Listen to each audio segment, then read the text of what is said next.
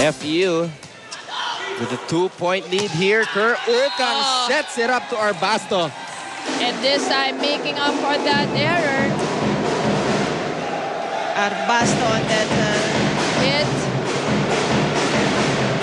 Third-year player, Christian Anthony Arbasto, perhaps will take the mantle as one of the leaders for UST next year. Oh, what a facial there by Avila on Kerr Ukang.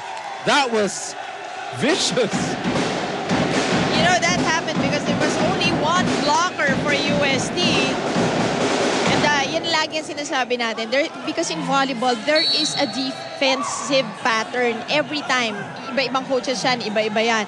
So pag may na-miss yan, usually the blockers cover the areas na hindi mako-cover ng floor defense. Actually, baliktad. Yung floor defense, kino-cover niya yung areas na hindi mako-cover ng blocking. So pag may isang nawala dyan or late for the block, magkakaroon ng open area. Dyan usually nagkakaroon ng mga facials.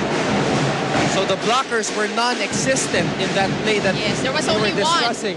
So hindi si Ukang was on his right position, but the blocker wasn't there, so hindi na-cover yung angle na yon. It hit him on the face. Petros, it's a back set. And Avila, look at that. He is just oozing loving with that. He's bursting with energy. Well, Avila has, 4 years. This is his 4th year. Imagine 3 years of him watching UST celebrate. This is how it should be done. Ukang should really have that delay and plus the quick thinking to where the blockers of FEU are and then give the ball to the other spikers. Dun hindi mabablock or at least one blocker lang. Well, Ukang, part of the line of great UST setters going back to the time of the brother of Rhea de Mocolangan, si Ray Carl de Mocolangan. If you want to go way back, the time of Coach Norman Miguel, Francis Vicente, Doc Ian Laurel. Sama talaga yon. Pain ka, no, Anton? Kasama. Okay. Sige.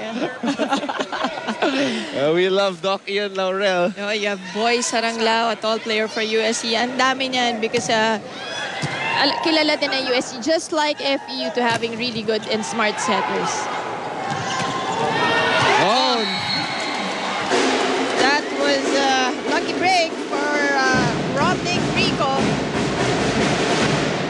13-12 in favor of FEU. Romnick Rico getting it through. So just like game number 1, no team able to pull away here. Biliran trying to go off speed, no go. And we have a deadlock, 13. Your MVP on the line. Quiet in game number 1, only Very, very quiet.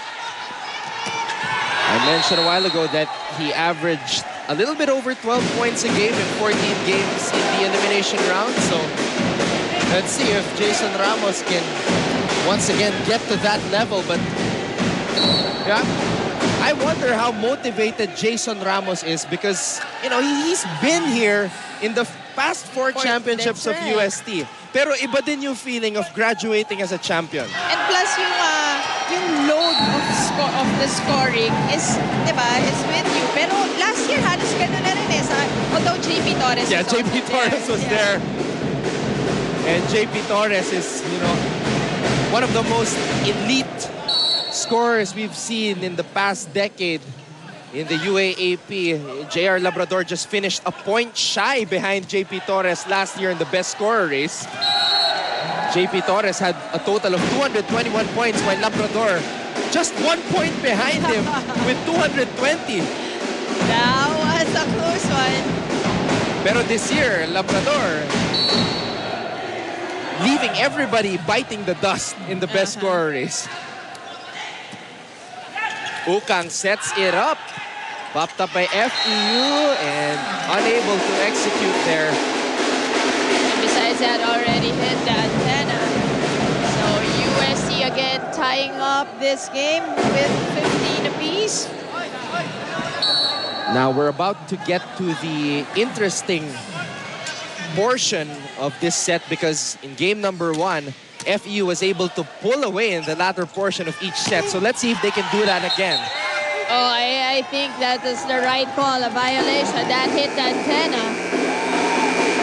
UST hoping to swing the momentum in their favor as they are up by 16 to 15.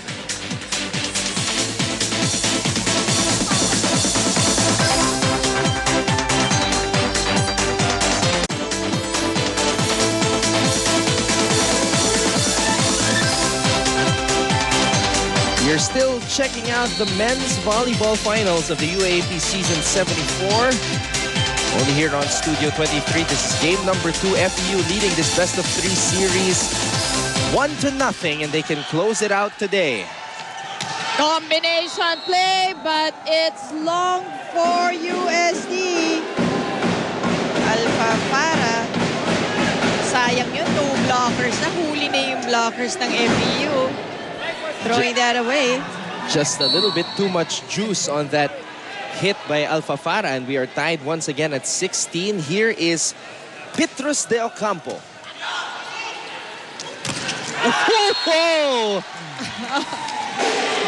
And UST taking another one using that off-the-block point. Faitaren thought he was able to get a block point there, but it went out. Petrus de Ocampo sets it to the open hit. De la Calzada, Jolo Doleiras. Oh. And a double violation called. Depante saying that he hit the first ball. Referee Efren Gaa says otherwise. That's a point for FEU. It is a tug of war going towards the end of the first set here. Ukang sets it up. Beniran able. Labrador on the ballet move. The blockers of FEU are there, but it goes out. So And that's a point for UST. Alpha Para once again using the blockers of FEU. Now Coach Emilonto sending in his substitutes here. Mark Carlo Pangan to serve. And Pangan did play in game number 1 in sets 1 and 3. Here he is again in game number 2. Sends it long. You know, the errors will, although in the first game, even if FEU almost doubling the number of errors of UST, they were able still to get the win. Well, FEU clearly dominated in the spike department. All right. Okay. We got that. De la Calzada on the finger. No. Not that time. Jason Ramos, MVP, blocked by De La Calzada. De la Calzada not afraid to try and get in the head of the MVP. And this is what USC has been trying to do. They have been going off the block. A lot of points from that department. Another deadlock here in this very important first set. And you can bet that it's a more important set for UST because they are down 1-0 in this best of 3 series. Look at those 2 blockers in the air. Rodolfo Labrador. And of course, the finger wagging De La Calzada. Yeah. Again, saying na not at my watch. Look at the eyes. Nakahinga yung UST na De La Calzada serving. De La Calzada, the eyes. And true enough, Depante with the cross-court hit takes that point.